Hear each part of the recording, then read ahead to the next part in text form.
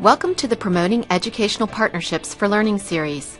These segments have been created by the Regional Professional Development Schools program in the Seidel School of Education and Professional Studies at Salisbury University in Salisbury, Maryland.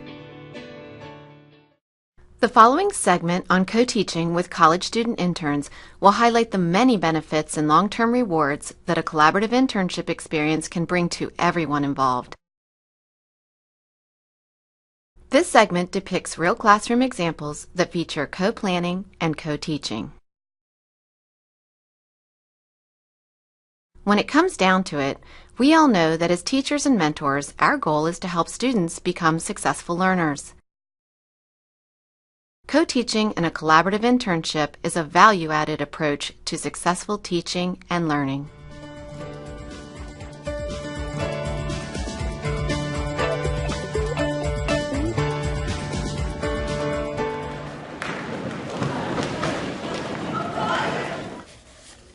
Now, for a quick warm-up today, you're going to go through your fitness columns. Mr. Kuhn's going to explain to you step-by-step each one for you.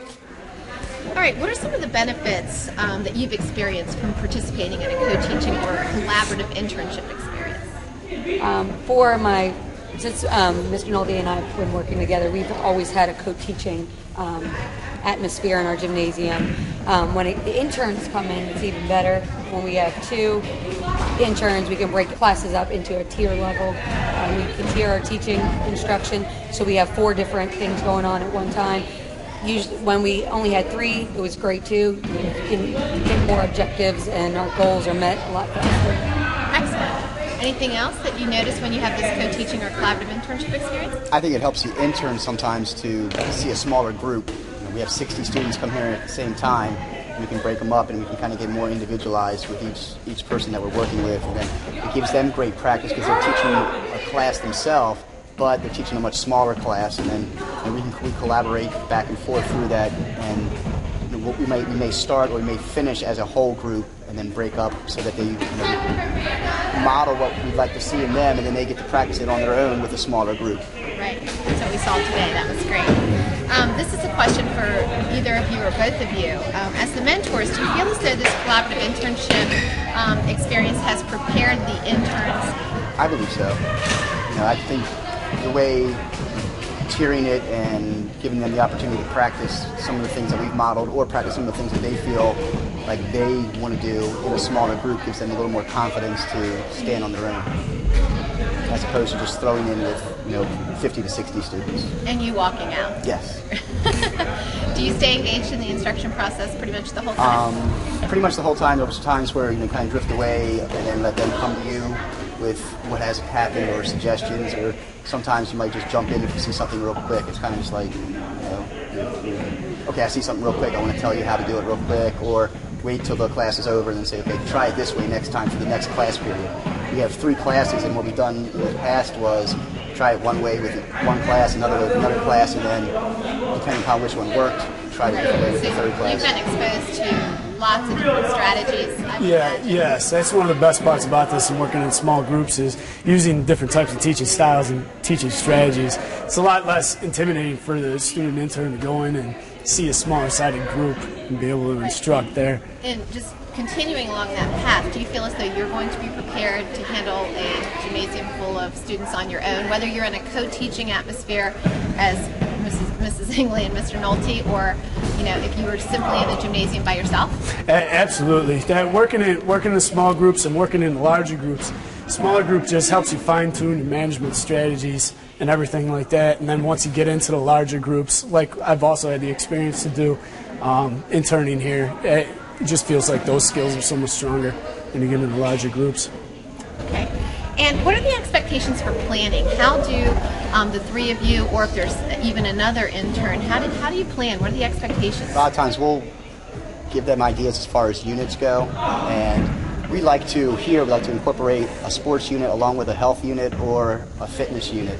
And we'll say, okay, if you're going to do this sports unit, take the fitness components from there and come up with a fitness lesson or a health lesson that goes along with it.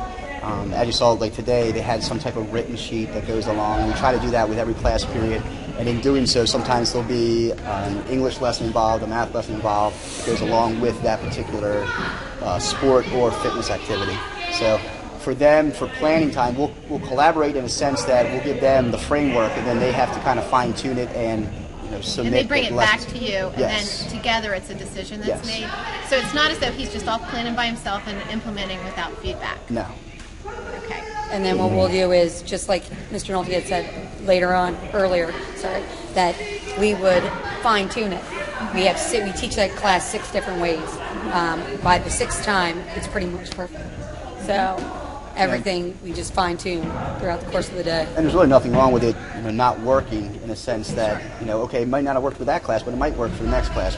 This class that was in here this morning was one of our smaller classes of the day. Our class size has increased throughout the day, and there's other challenges that come in. So what works with this class may or may not work with the next class. That's one of the best experiences I received here as a student intern, is that refining of the lesson and learning, working with different groups and trying different things. And by the end of the day, coming up with something solid that will work for me in the future and work for you guys in the future too. What I think what helps with the small group here is those students get to know the intern a lot better than in a big group setting.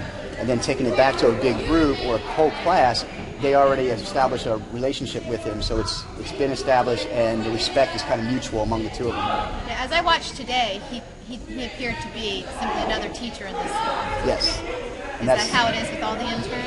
That's the plan for all the interns. Yes. Excellent.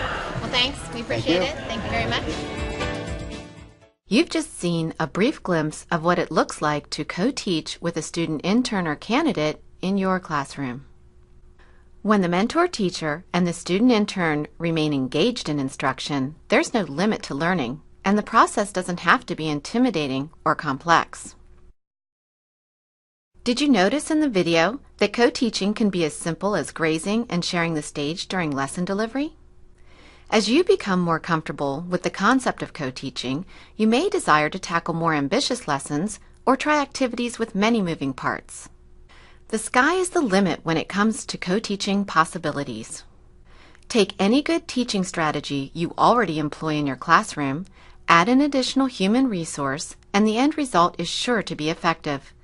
The main point to remember when you host a Salisbury University student intern is that the real focus is on improved learning for all.